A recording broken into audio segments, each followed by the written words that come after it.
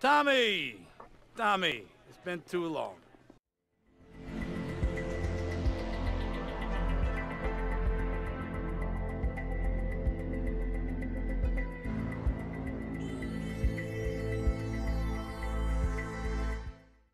Hey there guys, Nordic Warrior here, welcome back to my video game review series. Today we're going to be looking at GTA Vice City, released in 2003, developed by Rockstar Games. So this was the game that originally got me into the GTA series back in the day, and it's certainly a game that invokes a certain amount of nostalgia for me. I recently replayed the game and went for 100% because I wanted to experience as much of the game as I possibly could, and give as accurate an assessment as I could. In retrospect, it was very interesting to play Vice City after all this time, because when the game originally came out I was blown away by it. But since then there have obviously been several entries into the GTA series, and there have also been many open world role-playing games with similarities to it that have come out over the years. I wasn't ultimately sure if the game would still hold up today, and I'm happy to say that for the most part it does, though the game does have some issues and there are a few things about it that didn't age well.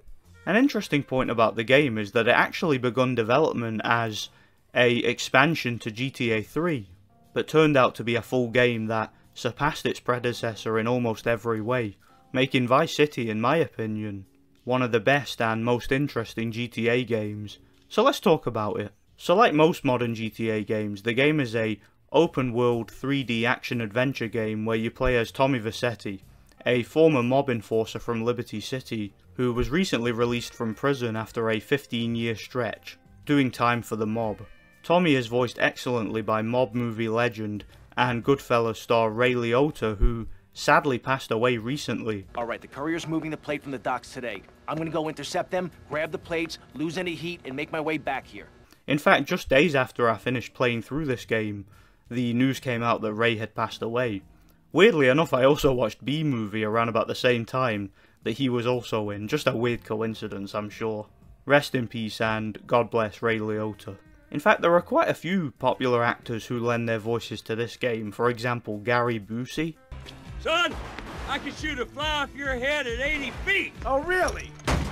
Yeah, I learned it in the army. Danny Trejo. You got on panties like a woman too, huh? What do you got against women? You prefer men, big boy? I like women. I like all women. I love my mother, Chico. Tom Sizemore. I know. You're just overwhelmed with emotion. And even Burt Reynolds, to name a few. You like a drop of the old Kentucky? No thanks. A clean thinker. I like that. Now, the property business isn't all about highfalutin paper pushing. It's about dirt and the will to claim that dirt. You with me, son? You also have some random ones like Kevin McKidd from Dog Soldiers. And even that clown Danny Dyer, who basically plays himself as usual. Drugs fight? It's a mudskine. What do you know about it? Oi, what I was coming to was... So the game has some really good voice acting, which really helps to bring some authenticity to the characters of the game. In the beginning of the game, the Forelli family from Liberty City sends Tommy to Vice City in order to oversee a drug deal. They're greens? 10s and 20s. Used. I think we have a deal, my friend. During the deal, Tommy and his associates are ambushed by a rival drug dealer's gang, and Tommy barely escapes with his life. This leads to Tommy being in the Forelli's debt and, as a result of it, having to traverse Vice City and explore its criminal underworld to take revenge on the gang who ambushed him, and repay his debt to the Forellis. You have my personal assurance that I'm gonna get you your money back, and the drugs, and I'm gonna mail you the dicks of those responsible. Hey, I already know that. You're not a fool, Tommy, but I warn you. Neither am I. One of the things I love about the story of Vice City is the overall sense of progression throughout. Tommy basically begins the game as an errand boy for various mob factions, as you perform various tasks for them in exchange for money and information. The early missions in the game usually revolve around doing favours for big shots and working your way up the ranks. As the story progresses and Tommy starts to make more of a name for himself in Vice City, the missions get more and more over the top. And Tommy even starts to get ambitious and wants to take over the city himself, basically becoming the Don of Vice City, making you want to see the story through to the end. One of the problems I've always had with most of the GTA games, and it's an unpopular opinion that I tend to have, is that most of them tend to be poorly written. For example, they usually start well, but the characters and lack of overall progression usually puts me off midway through, and has me not really that interested in the conclusion of the story. Of course, not all of them have this problem. San Andreas, for example, had an amazing story that had me hooked all the way through, and Vice City is the same in my opinion. A really interesting plot with really interesting characters, and a genuine feeling that what you're doing matters in the game's story. As far as the overall gameplay goes, it's practically the same as GTA 3 in terms of its overall controls and game mechanics. The difference being that this game has a wide variety of different weapons, vehicles and oddities that in GTA 3 were quite limited. The combat in the game is a bit of a mixed bag. You can punch and kick enemies using the right trigger, and this pretty much sums up the unarmed combat. As far as weapons go, early in the game you will be relying mostly on standard pistols and shotguns that can be acquired by either finding them hidden around the map, or taking them off of armed NPCs. As the story progresses, you will gain access to more powerful weapons such as a revolver, which was probably the most efficient weapon in the game, and I personally found it to be the most reliable. I made sure I had one of these most of the time, as I just found it to be very useful. You have light machine guns of various kinds, assault rifles, Been saving for a rainy day. You like? Yeah, I like. sniper rifles, you have throwing weapons such as grenades and remote grenades, as well as Molotovs. Later in the game you will even come across some heavy weapons such as rocket launchers, flamethrowers, and even some seriously badass weapons such as an M16. And of course my personal favourite, the minigun. Seriously, taking on waves of Haitians trying to attack me with a minigun was some experience. What a badass weapon. You also have several melee weapons in the game such as swords, knives and hammers. These are pretty useful for defeating enemies from close range. Many of these weapons can be purchased from gun shops found in the game. The ones that can't can either be found hidden around the map in discrete locations. Some of them, such as the minigun or M16, can even be bought from a specialist gun runner for a high price later in the game. As far as the overall shooting mechanics go, these are a bit of a mixed bag to be honest.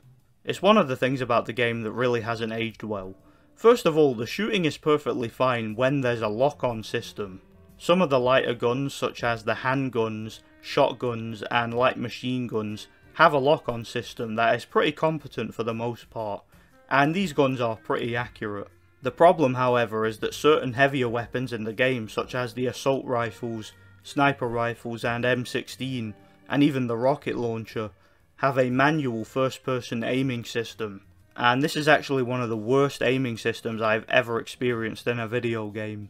There appears to be no aim assist at all, and the aiming sensitivity is absolutely atrocious. Even when enemies do stand still, which is not often, hitting them accurately often seems impossible to me, and these weapons from long range, they're just absolutely useless, because the aim sensitivity is so off that even the slightest movement of the analog stick leads to you going way too far and completely off target. This would be fine if it was entirely optional, but unfortunately several missions in the game require you to use this feature, such as a mission where you have to ride a helicopter carrying an M16 and shoot numerous enemies that are almost impossible to hit at times, leading to so much frustrating trial and error that makes the level feel like a difficulty spike added purely for padding out the game's runtime. Several of the missions in the game come across as difficulty spikes actually, and a few of them really do just feel like padding.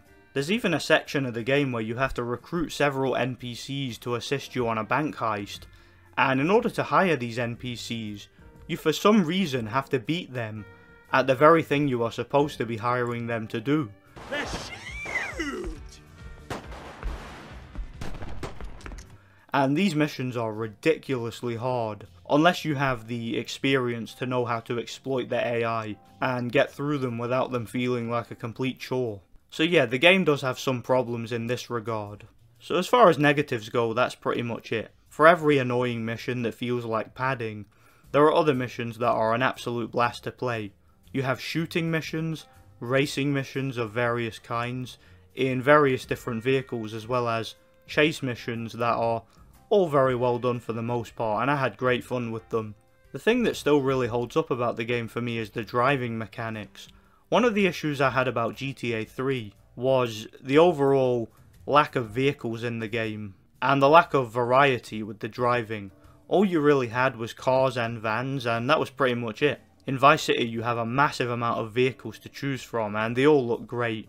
You have numerous types of cars to find in the game. Some of them are generic and driven by random NPCs. Some of them are gang vehicles that are unique to certain faction members. You have vans and trucks of many kinds, motorcycles of various kinds including dirt bikes, mopeds, superbikes which are great for racing, and even angel bikes. These are a lot of fun to ride.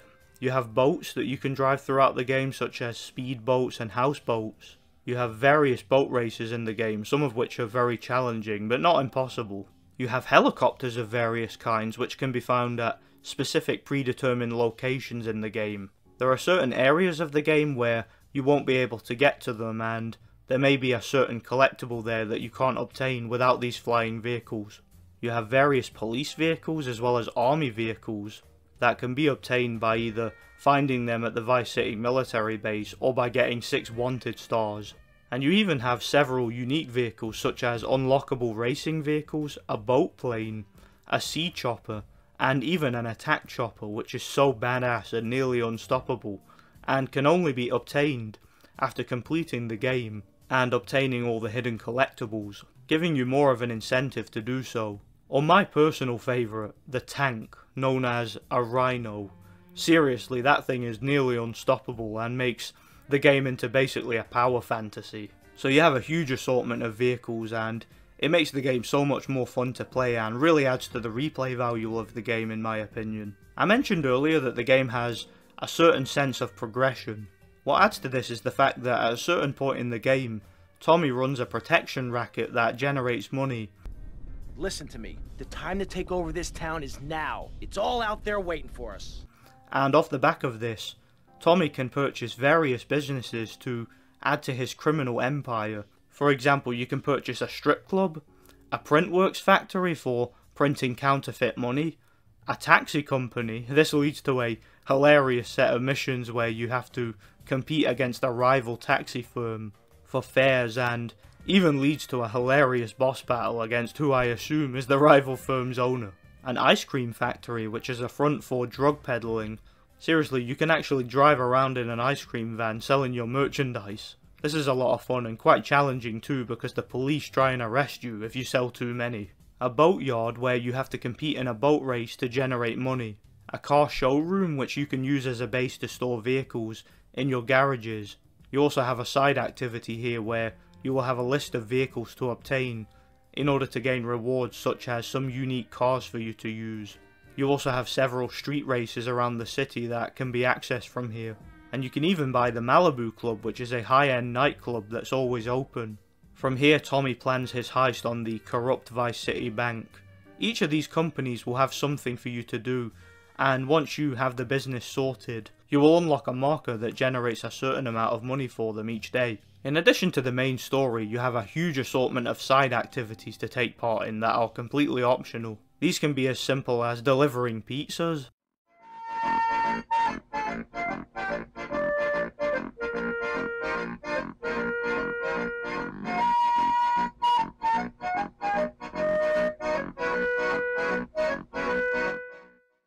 or even some more challenging ones such as vigilante missions, or ambulance missions, or even taxi missions. These are a lot of fun to play, and they can be used to obtain certain upgrades as well as to generate money. You also have massacre missions where you have to wipe out various gang factions. I mentioned earlier that there are collectibles. The game has numerous collectibles to find hidden around the game, including weapons, body armor, health packs, as well as 100 hidden packages that can be found to unlock several bonuses, such as weapons that will spawn in convenient locations, as well as some of the unique and otherwise unobtainable vehicles, such as the Hunter Attack Chopper or the Sea Sparrow. Seriously, this is worth it if only for the experience of doing vigilante missions in a Hunter Attack Chopper. I mean, talk about a badass experience. It's overpowered compared to any vehicle in the game besides the almost invincible Rhino tank, and it's awesome. Don't get me wrong though, there are some problems with this. Sadly, these hidden package collectibles are an absolute pain in the ass to find, and yeah, good luck finding them all without a guide. I would recommend using a guide because some of them are way too well hidden and found in the most random seeming, most obscure locations you could possibly think of. That's another one of the problems I have with Rockstar games, is that they seem to have no idea how to properly place collectibles. They shouldn't be nearly impossible to find like they are in most Rockstar games. It makes trying to find them without a guide a complete chore and a complete waste of time, but I digress. The game has some nitpicks like that, and it's just one of the things about it that, again, hasn't aged very well. Another thing I really like about the game is the overall style and visual aesthetic of it. Vice City is visually based on Miami, Florida, and is set during the mid-80s. It has a really cheesy 80s feel to it, which I'm sure was nostalgic for people who grew up in the 80s. The clothing style of the characters and NPCs in the game, as well as all the vehicles, all scream 80s. And as for the radio stations, and the game's overall soundtrack, you have a huge assortment of classic 80s music that captures the tone and atmosphere of the game perfectly in my personal opinion. And the songs in the game, and even the game's main theme, are so catchy and fun to listen to. So that pretty much sums up my thoughts on the game. It has some problems here and there, but for the most part I had an absolute blast with Vice City, and it's one of my personal favourite games in the entire GTA series. It's not my absolute favourite though, San Andreas still holds that claim, but in my opinion, it's a better game than GTA 3 and 4, and I like it a lot in retrospect. I give GTA Vice City, despite some of its minor nitpicks, a solid and maybe slightly generous 9 out of 10. I think that's a fair score. It could have been a perfect game in my opinion if a few technical issues had been ironed out, but nonetheless the game is an absolute blast to play, and like I said, it was the game that really got me into the GTA series and pretty much introduced me to open world gaming in general. Let me know what you guys think. Stay tuned for more retrospective video game reviews. Once again, I have a lot of reviews coming to the channel in the near future. Thanks for watching and God bless.